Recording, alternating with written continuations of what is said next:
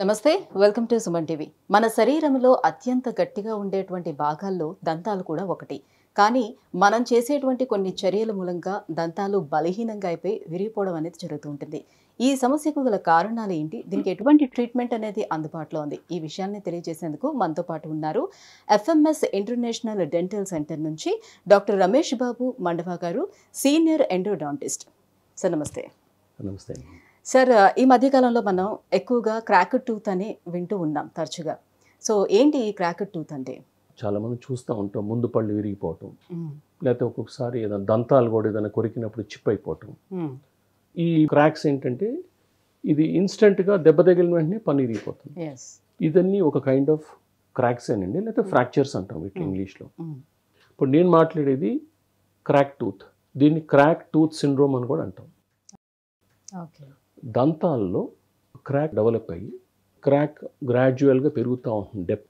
ఈ క్రాక్ లోపలికి వెళ్ళటానికి సుమారుగా ఒక 6 months పట్టచ్చు. పేషెంట్కి బాగా నొప్పి రావడానికి ఒక 6 months పట్టచ్చు.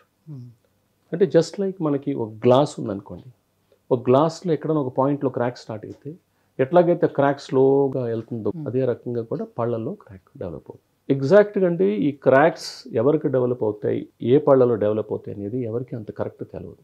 కానీ ఎక్కువగా మనం చూసింది ఈ దంతాల్లో ఎక్కువగా క్రాక్ ఉంటాయండి పళ్ళు. అంటే పన్ను షేప్ వల్ల కూడా ఎక్కువగా కింద దంతాల్లో క్రాక్ వస్తాయి. ఇప్పుడు ఇక్కడ 3 దంతాలు ఉంటాయండి, ఇటు ఒక 3 ఇటు ఒక 3 ఉంటాయి. చివరిలో జ్ఞానదంతం ఉంటుంది. జ్ఞానదంతం చాలా లేట్గా వస్తుంది, దాంట్లో అసలు క్రాక్స్ లాంటివి ఏం కనపడవు. దాని ముందు పన్ను అంటే జ్ఞానదంతం నెంబర్ 8 అంటాం, దాని ముందు పన్ను నెంబర్ 7 and 6, ఎక్కువగా 6, 7లో ఎక్కువగా క్రాక్స్ ఉంటాయి. ఇదేంటంటే over a period of time మనం చూస్తున్నాం. జనరల్గా డెంటిస్ట్ నోట్లో చెక్ చేసినప్పుడు కూడా ఎక్కువగా ఫోకస్ వీటి మీద ఉంటుంది. పైన దంతాలు ఏంటంటే ఆ షేప్ ఎట్లా ఉంటుందంటే మధ్యలో ఒక ఆబ్లిక్ రిడ్జ్ అని వస్తుంది, దానివల్ల సపోర్ట్ ఇస్తుంది పంటికి, తొందరగా పన్ను ఎరగదు. ఈ క్రాక్ సుమారుగా ఒక 35 నుంచి 70 years మధ్యలో వాళ్ళకి ఎక్కువగా ఉంటుంది. ఎక్కువగా మేల్స్లో కనపడదు. ఎందుకని? మేబీ హెవీ బైటింగ్ ఫోర్సెస్ ఉండొచ్చు, అంటే గట్టిగా నవలటం జరగచ్చు. లేకపోతే తినే ఫుడ్ కూడా మేబీ లేడీస్ ఎక్కువగా సాఫ్ట్ ఫుడ్ తినచ్చు, మెన్ కొంచెం హార్డ్ ఫుడ్ ఎక్కువ తినచ్చు. లేదా మెన్ ఏదన్నా ఒక్కోసారి ఏదైనా బాటిల్ మూతలు ఓపెన్ చేయటం ఇట్లాంటివి కూడా జరగచ్చు. లేదా బోన్ చేసేటప్పుడు కొంచెం గట్టిగా హెవీ చూయింగ్ వల్ల ఏదైనా స్టోన్ లాంటిది పడింది అనుకోండి, అట్లాంటివి కూడా ఒక్కోసారి సన్న క్రాక్ డెవలప్ అవుతుంది. ఈ క్రాక్ గురించి చెప్పాలనుకోండి, ఇది యాక్చువల్లీ ఛాలెంజ్ డెంటిస్ట్కి. ఎందుకంటే చాలామంది పేషెంట్స్ ఇట్లా క్రాక్ ఉన్న వాళ్ళు వచ్చి క్లియర్గా నాకు ఈ పన్ను నొప్పి ఉందని చెప్పరండి, నాకు ఈ పక్క నొప్పి ఉందని చెప్తారు. అందరికి అర్థమయ్యేటట్టు చెప్పాలంటే గుడ్ క్రాక్, బ్యాడ్ క్రాక్ అని చెప్పుకుందామండి. ఎక్కడ క్రాక్లో గుడ్ బ్యాడ్ ఉండదు, అన్ని బ్యాడే. కానీ మీకు ట్రీట్మెంట్ ఆప్షన్గా మనం చూసుకున్నప్పుడు దీన్ని గుడ్ క్రాక్ అంటాం, దీన్ని బ్యాడ్ క్రాక్ అంటాం. ఇది పుస్తకాలు ఎక్కడ ఉండదు గుడ్ బ్యాడ్ అని.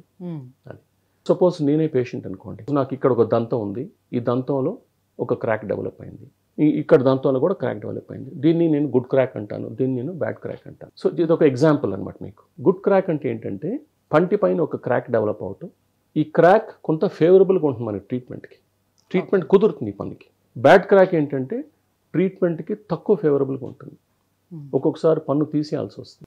గుడ్ క్రాక్లో పన్ను తీయాల్సిన అవసరం యూజువల్గా ఉండదు. ఇంకా డెప్త్లోకి నేను క్రాక్ గురించి వెళ్ళే ముందు ఒక్కసారి పన్ను ఆకారం చెప్పాలండి. నోట్లో కనపడే పన్ను అది క్రౌన్ అంటాం, అది కింద సపోర్ట్ ఉంది రూట్ అంటాం.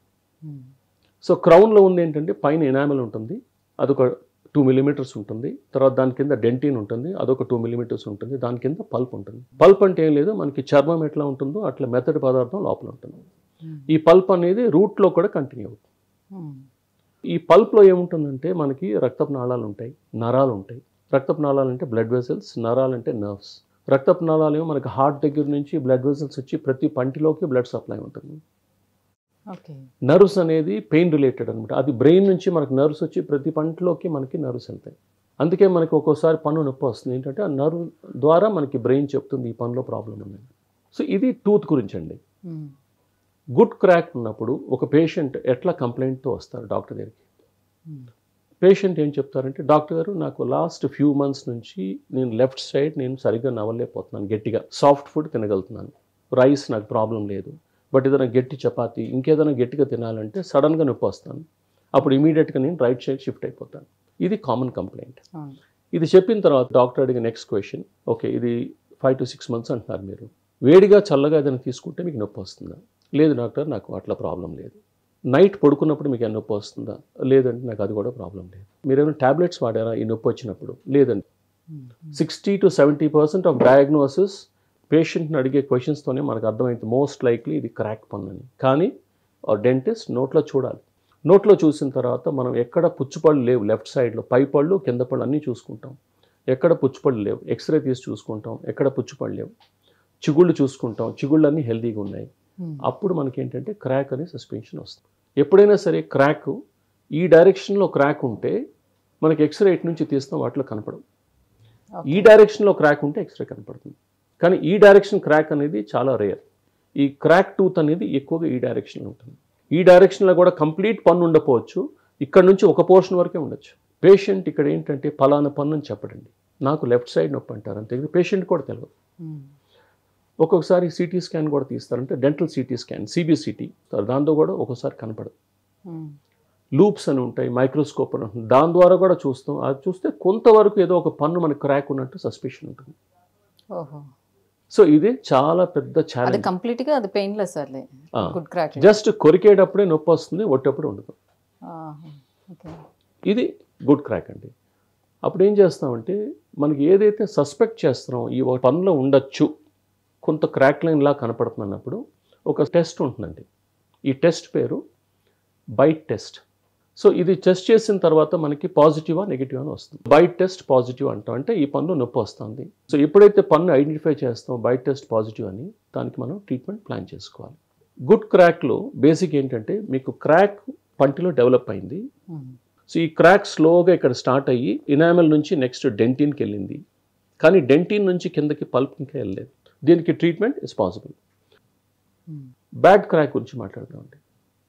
బ్యాడ్ క్రాక్ ఎట్లా ఉంటుందంటే పేషెంట్ కంప్లైంట్, డాక్టర్ గారు నాకు లాస్ట్ 3-4 days నుంచి కొంచెం చాలా ఎక్కువగా నొప్పి వస్తుంది, నేను వేడిగా దాన్ని తీసుకుంటే చాలా సివియర్గా వస్తుంది, నాకు చాలా ఇబ్బందిగానే ఉంది, అందువల్ల మీ దగ్గరికి వచ్చానని చెప్తారు. సో ఇది పన్ను పుచ్చినా కూడా ఇటువంటి కంప్లైంట్ రావచ్చు. క్రాక్ వల్లే కాదు, పన్ను పుచ్చినా కూడా ఇట్లాంటి కంప్లైంట్సే ఉంటాయి. డాక్టర్ డెఫినెట్గా నోట్లో చెక్ చేస్తారు. అగైన్ నోట్లో చెక్ చేసినప్పుడు ఎక్కడ క్రాక్ సరిగ్గా కనపడట్లేదు, లేదా ఒక పన్నులో ఏదో సన్న క్రాక్ లైన్ ఉంది, కొంచెం నల్లగా ఒక లైన్ లాగా కనపడుతుంది, ఇది ఒక సస్పిషన్, రైట్? ఎక్స్రే తీసుకుంటాం, ఎక్స్రేలో ఏం కనపడదు. ఇప్పుడు బ్యాడ్ క్రాక్ ఏమవుతుందంటే ఇక్కడ క్రాక్ అనేది ఆల్రెడీ ఇనామెల్, డెంటిన్, పల్ప్లో కూడా వెళ్ళిపోయింది. ఎప్పుడైతే పల్ప్లోకి వెళ్ళిపోతుందో అక్కడ నుంచి మీకు పెయిన్ స్టార్ట్ అయిపోతుంది. వేడిగా తీసుకున్నప్పుడు కానీ చల్లగా తీసుకున్నప్పుడు కానీ డిస్కంఫర్ట్ స్టార్ట్ అయిపోతుంది పేషెంట్కి. బట్ ఇక్కడ కూడా ఒక్కొక్కసారి ఛాలెంజ్, పేషెంట్ ఇంత ఇబ్బంది పడుతున్నారు, పళ్ళు పొచ్చలేదు, పళ్ళలో చిగుళ్ళు ప్రాబ్లమ్స్ లేవు, ఎక్స్రే తీసుకుంటే కనపట్లేదు, సిబిసిటీ తీసుకుంటే కనపట్లేదు, ఏంటి ప్రాబ్లం? అప్పుడు ఏం చేస్తామంటే పేషెంట్ ఎప్పుడైతే వేడి తీసుకున్నప్పుడు నాకు నొప్పి వస్తుందని చెప్తున్నారో మనం కూడా వేడితోనే టెస్ట్ చేస్తాం. పేషెంట్ ఒకసారి ఎక్స్పీరియన్స్ చేయాలి నార్మల్ టీత్ ఏంటని, తర్వాత స్లోగా చేసినప్పుడు ఆ ఒక్క పన్ను దగ్గరికి వచ్చేసరికి ఎక్కువ పెయిన్ వస్తుంది, అంటే ఆ పన్ను లోపల ఉన్న పల్ప్ ఇన్ఫ్లేమ్ అయింది. సో ఇది బ్యాడ్ క్రాక్ అండి. సో ఇప్పుడు ఐడెంటిఫై చేసిన తర్వాత ట్రీట్మెంట్ అనేది ఏ రకంగా చేస్తారు దీనికి? ట్రీట్మెంట్ అనేది గుడ్ క్రాక్ మీకు చెప్పాను, ఇనామెల్ డెంటిన్ వరకే క్రాక్ వెళ్ళింది. మీకు ఒకవేళ క్రాక్ లైన్ కనపడతా ఉంటే క్విక్గా దానికి క్యాప్ వేసేయాలండి. వీలైతే same day or next day లోపల క్యాప్ వేసేస్తే మంచిది. ఎప్పుడైతే క్యాప్ వేసేస్తామో ఈ క్రాక్ ఫర్దర్గా ఇంకా ఓపెన్ అవుతుంది, ఎందుకంటే చుట్టూ గట్టిగా పట్టేసుకుంటుంది పన్ను. బ్యాడ్ క్రాక్ ట్రీట్మెంట్ గురించి మాట్లాడాలంటే ఎప్పుడైతే మీకు క్రాక్ పల్ప్లోకి వెళ్ళిపోయిందో రూట్ కెనాల్ చేయాలని ఆలోచించాలి. ఎందుకంటే ఎప్పుడే పల్ప్లోకి ఇన్వాల్వ్ అవుతుందో, ఇన్ఫెక్షన్ పల్ప్లోకి వెళ్ళిపోతుందో కంపల్సరీగా దానికి రూట్ కెనాల్ చేయాలి.